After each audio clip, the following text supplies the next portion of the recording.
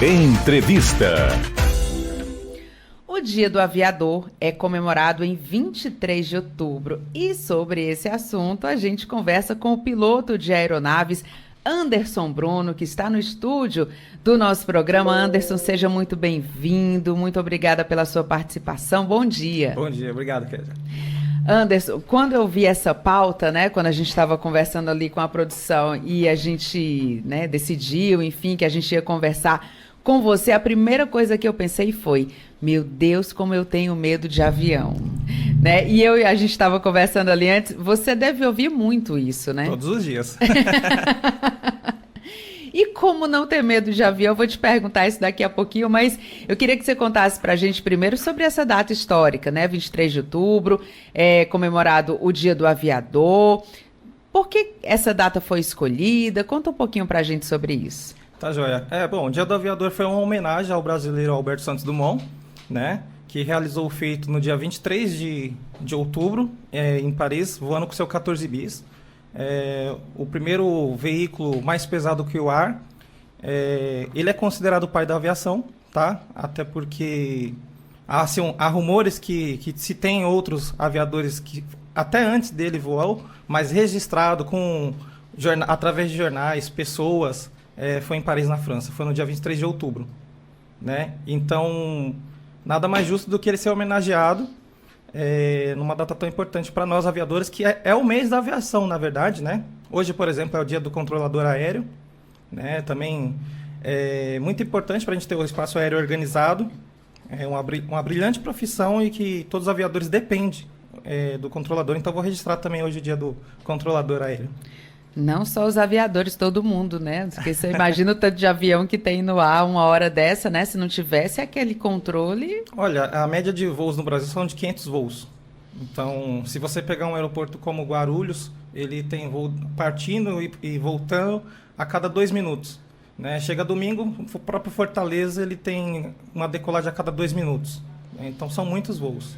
E essa informação de que são muitos voos é o que sempre, de uma certa forma, me dá um alívio quando eu preciso viajar, porque eu fico pensando, não é possível, com tantos voos, nada acontece, tudo com muita segurança, Assim, é muito raro você acompanhar um acidente ou um voo que teve algum problema, um pouso de emergência. Se você for fazer o comparativo com o número de voos que acontecem e o número de acidentes, é muito baixo, Anderson? É extremamente baixo. É importante dizer que existe uma burocracia muito grande em questão à manutenção de aeronaves. Tá? É bem restrito isso tanto no Brasil quanto no mundo. Hoje, até um parafuso de uma aeronave comercial ela é registrada. Então, ela tem um tempo, independente se ela está em condições boas ou não, chegando numa época, um determinado tempo pelo fabricante, esse parafuso, por exemplo, é substituído. Então, acaba sendo muito seguro por conta disso. Agora, mesmo assim, muita gente tem medo, Sim. Eu tenho nunca deixei de viajar e tal por causa disso, mas tenho bastante medo.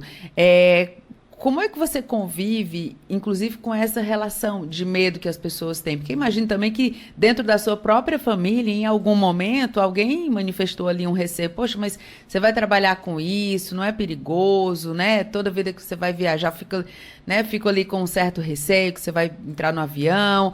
Como é que você convive com isso? Olha, é mais fácil a gente superar o medo da aviação quando a gente conhece ela de fato. Então, quando a gente estuda, verifica os princípios que faz o avião voar e como funciona, como eu disse, a manutenção, ela é muito burocrática, vamos dizer assim, para manter a segurança de voo, por dentro você consegue ver que é uma coisa extremamente segura. E aí é passar esse conhecimento aos próximos, explicar os motivos, igual eu estou lhe explicando, que a gente acaba diminuindo um pouquinho esse medo.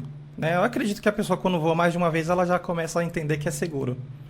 Existem vários profissionais antes de um avião decolar que estão ali envolvidos para que aquele voo possa acontecer, Não é só o piloto, não é só a comissária, Ali a gente tem mecânico, tem despachante de voo, tem a própria ANAC fazendo vistoria regularmente e de surpresa, então não tem como você ter um jeitinho de não passar na manutenção. É bem restrito e é bem seguro, é bem organizado. Agora, Anderson, você é piloto de aeronaves. Que tipo de aeronave que a gente está falando? Eu sou piloto privado, a gente está falando de aeronaves monomotores. né? Sim, aquele que chacoalha mais do que eu. O famoso teco-teco.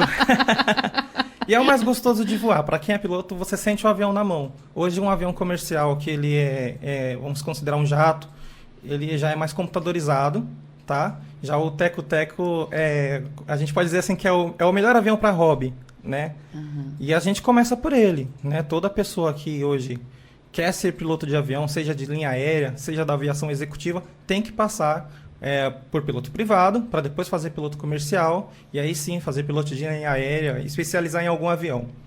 A gente está conversando com o Anderson Bruno para falar sobre o Dia do Aviador, ele que é piloto de aeronaves. Anderson, por incrível que pareça, por mais que ele chacoalhe mais um pouquinho, eu já andei também nessas aeronaves menores, de menor porte, e eu me senti mais segura e mais tranquila. Eu não sei se é porque você fica ali numa altura que você consegue saber por onde é que você está passando, e quando você vai num avião maior, você, enfim, você fica muito, né? Tá muito acima das nuvens ali. Eu tô usando expressões que a gente, claro, né, gente que não entende, né? Mas me deu essa sensação de que se acontecer alguma coisa errada ali, tiver que fazer, você pelo menos sabe onde é que você tá, o que é que tá acontecendo, que não necessariamente é mais seguro, mas me dá essa sensação. Imagino que muita gente também tenha isso, né?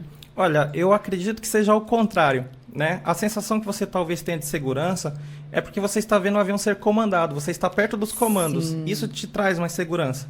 Já num avião comercial, você não está vendo a cabine, até porque é obrigatório estar fechada hoje em dia, depois dos 11 de setembro.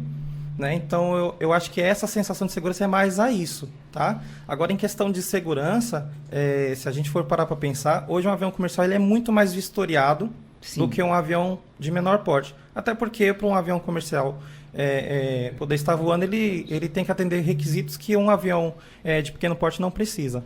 Uhum. Né? Então, eu acredito que a questão de segurança é mais isso. A sensação de segurança é isso. Uhum. E também o barulho, né? Hoje, se você for olhar um avião a jato, ele faz um barulho muito mais forte. Dá uma sensação que parece ser mais perigoso, principalmente durante a decolagem, né? O barulho é estrondoso. É verdade. Eu andei num avião, aqui mesmo no Ceará, que cabiam 4 pessoas. Era o piloto, o copiloto e 2 passageiros. 2 passageiros. Nossa Senhora, ali foi difícil. Você foi na frente ou atrás? Eu fui atrás. Mas você sentiu mais medo, porque você já não começa a não enxergar mais o avião sendo comandado. Se você tivesse talvez no banco da direita, que a gente fala, né, do copiloto, você teria uma sensação de segurança maior. Uhum. Né? Anderson, para quem vai fazer uma viagem agora para o exterior, por exemplo, né? Que, enfim, você sai daqui de Fortaleza para São Paulo, você leva o quê? 3 horas e 40, né? Enfim. Mas você vai fazer uma viagem para o exterior, aí você vai 8, 10, 12, né? E às vezes eu fico me perguntando como é que essas aeronaves têm essa autonomia para voar tanto tempo, e a gente sabe que ali ainda tem um tempo de segurança, né? Porque se tiver algum problema ali, ele ainda tem um período que ele pode ficar, enfim, em cima do aeroporto, ou pode ir para um outro aeroporto mais próximo, né? Como é que funciona essa questão da autonomia? Pronto, a autonomia... Bom, cada avião tem a sua, sim, tá? Considerando um voo internacional que a gente tem que atravessar o Atlântico, esse avião ele precisa ser certificado com a tecnologia ETOPS, que é uma certificação que permite ele cruzar o Atlântico. Significa que se durante a passagem do Atlântico, por algum motivo, acabar-se o combustível, seja por qual for, ele tem condição de planar até o próximo destino em terra firme. Né? Então, não é qualquer avião que vai atravessar o Atlântico. Né? E a autonomia? Todo voo, seja ele de pequeno porte ou de grande porte, a gente tem que fazer um plano de voo, que a gente prevê a quantidade de combustível, que a gente fala que é de A para B, mais 45 minutos. Né? Esses 45 minutos tirando a alternativa. Então, por exemplo, se eu vou voar para São Paulo, o planejamento que eu faço para São Paulo, eu tenho que ter uma alternativa para pousar, por exemplo, no Rio de Janeiro. Além dessa alternativa, eu tenho que ter guardado aqui 45 minutos de combustível. Né? Então, assim... Você não vai ter um plano de voo autorizado se você não tiver feito esses cálculos e se esses cálculos não estiverem dentro do previsto. E é por isso que eu reforço que a aviação é segura.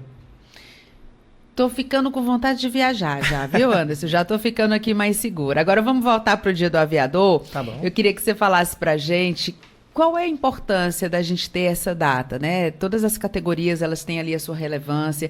Hoje em dia, se a gente for pensar na questão do próprio, do aviador, enfim, do próprio mecanismo que a gente tem para se deslocar hoje, né? Você imagina, às vezes até para levar medicamento, transplante, que às vezes você precisa, né, transportar um órgão, e a questão do tempo, ela é fundamental, imprescindível. Enfim, o transplante não poderia ser feito se tivesse que ir por via terrestre muitas vezes, né, em muitos casos. Eu queria que você falasse para a gente a importância dessa data. Olha, eu acho que é um consenso que o maior sonho do homem foi e sempre será voar, né? E quem conseguiu trazer isso para nós foi um brasileiro, né? O Alberto Santos Dumont. E essa data, ela é uma homenagem a ele. É para registrar que foi um brasileiro que conseguiu esse feito, de tirar um veículo mais pesado que o ar, por forças próprias. Ele não dependeu, por exemplo, de uma catapulta, como os irmãos Wright, né? E ainda que mundialmente Alberto Santos Dumont possa não ter sido reconhecido, nós temos registros, nós temos competições que ele participou na França, e que comprova que ele é o pai da aviação. Ele pode não ter sido o inventor do avião, mas ele é o pai da aviação, o que há uma grande diferença nisso, né? Então, a gente tem que celebrar mesmo essa data. Foi um brasileiro, é um orgulho para nós. E essa data serve para isso, para lembrar aquele que representou de fato o nosso país e a aviação mundial. Agora, você tem um projeto chamado Pronto para Cópia. Correto. Conta mais pra gente sobre esse assunto. Pronto para Cópia é um blog de aviação. A gente vai lançar ele no dia 23 de outubro, no Dia do Aviador. Qual é o objetivo? É trazer a aviação, o assunto de aviação de um jeito diferente. Hoje a gente encontra bastante conteúdo ou muito técnico ou muito ligado à história. A gente quer trazer isso misturado, de uma forma mais popular, né? E aí a gente também quer puxar mais a questão da aviação para o Nordeste, porque hoje está tudo centralizado no Sul ou Sudeste. E a gente quer fortalecer a questão no Nordeste, porque a aviação hoje no Ceará, nós não temos aeroclube. E não tendo aeroclube, quem quer ser piloto de avião tem que ir para outro estado. Então nós aqui do Ceará, nós perdemos talentos, porque é natural. Um aluno que ele vai fazer um curso de aviador, de piloto em outro estado, ele acaba se enraizando por lá. Isso. Né? E aí a gente tem uma aviação muito, eu não vou dizer assim fraca, mas ela poderia ser muito mais forte se a gente tivesse um aeroclube. Né? E isso depende de várias iniciativas. E aí esse movimento, claro, né, passa por essa comunicação, de você reunir pessoas que têm o mesmo interesse. E aí vai ser dia 23 de outubro que entra no ar. E como é que vai ser? Assim, é um espaço para notícia? É um espaço que você vai fazer entrevistas também?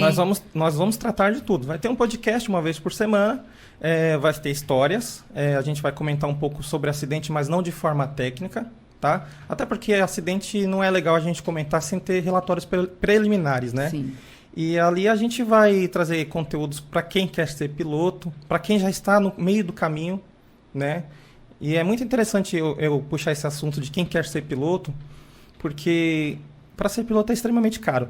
Não é barato, não tem incentivo nenhum, né? Não tem financiamento, né? Então, assim, acaba sendo uma profissão muito restrita. E está previsto nos próximos anos faltar muitos pilotos no mundo, né? A gente vê a Europa sofrendo por falta de pilotos. Os Estados Unidos já anunciou que vão se abrir 60 mil vagas nos próximos 10 anos.